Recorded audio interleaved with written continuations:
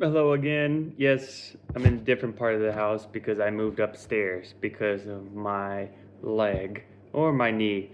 It's pretty swollen, and I don't really like going up and down the stairs. So, for a couple days, I'm gonna try to sleep upstairs and do my business upstairs so that I don't have to be on my knee. But that's not what you came for. What you came for is a little philosophy and thinking about the brain, thinking about life in general.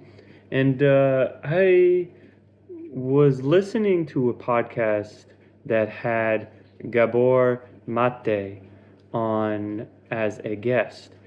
And he was talking about how there is a nerve that goes from your gut all the way to your brain, and I think it's called the vagus nerve. Uh, the vagus nerve, and I find this super interesting because, like he said, it's can be directly correlated with what a lot of us call our gut feelings. We had a gut feeling and we didn't abide by that gut feeling. And it's, well, one, it's probably because of this nerve that is connected straight to our brain. But it makes me think of uh, how many unconscious processes there are in our body, our organism, and what is going on with our brain. Because it made me think a little bit about our limbic system as well, the limbic part of our brain and our reptilian part of our brain. I was reading a little bit of emotional intelligence. I forgot who wrote it. Daniel Goleman, I think his name is. But he talks about how these the limbic system that's on the back stem and the reptilian brain, they're are ones that have been in development for hundreds of millions of years and were kind of our first brain. So this is our instinctual brain. Uh, the, it's the brain that kind of responds instinctually, but also sets off a lot of our emotions, so that whenever we have instances where we really don't all remember why we did something, or we were in a fit of rage, or we were so nervous that we couldn't remember, or so nervous and fearful that we couldn't remember what happened. That's a lot of the limbic brain, part of the brain, that is kind of blinding us with this emotion and with this tension. Of course, I'm not a neuroscientist. I would like to be one day. Hey, but there's probably other hormones that are contributing as well. So it's probably not just this. But that limbic part of our brain remind me a lot of this vagus nerve that goes down to your gut, because it's something that happens in the background of our conscious processes, that happens like this. And at least for the limbic system and that reptilian part of our brain.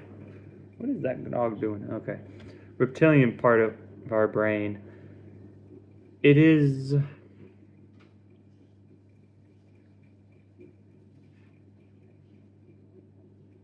It is just like. It is just like our vagus nerve and that gut feeling. Something that we have to consciously try to be aware of. And that might not be awareness in the moment, because when you're first starting off trying to understand what sets off your limbic system, what sets off your gut reaction, most of the time your skills of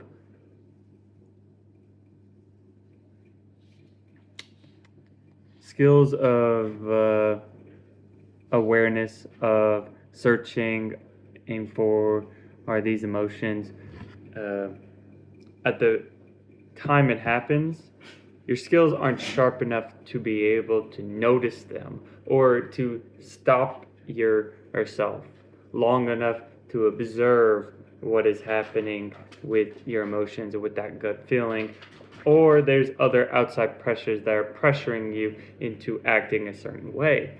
So, oh, I think whenever we're starting off trying to understand and reflect on our unconscious processes that are dealt with our brain or just our organism in general, a big part of it is reflecting on what happened before.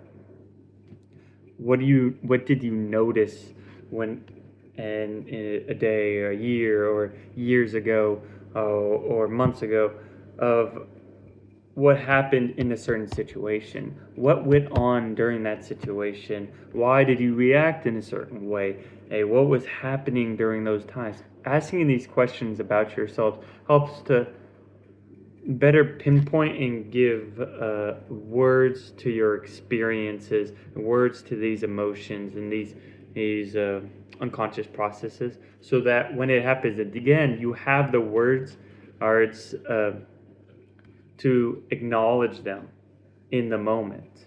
Whereas if you don't have the words, or you don't understand what's going on, then you're not going to understand what's going on. And it's only whenever you reflect and can try to uncover what is happening with your unconscious mind through reflection, mainly about the past and what happened before, or just what happened recently, where you can get this language and also get the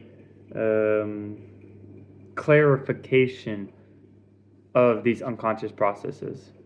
And once you do that, whenever you confront another instance where, or you have this another instance of the thing you were clarifying or reflecting on happen again, you're better prepared, you're better or more skilled out at understanding what's going on. So you have a better chance of reacting better in that situation.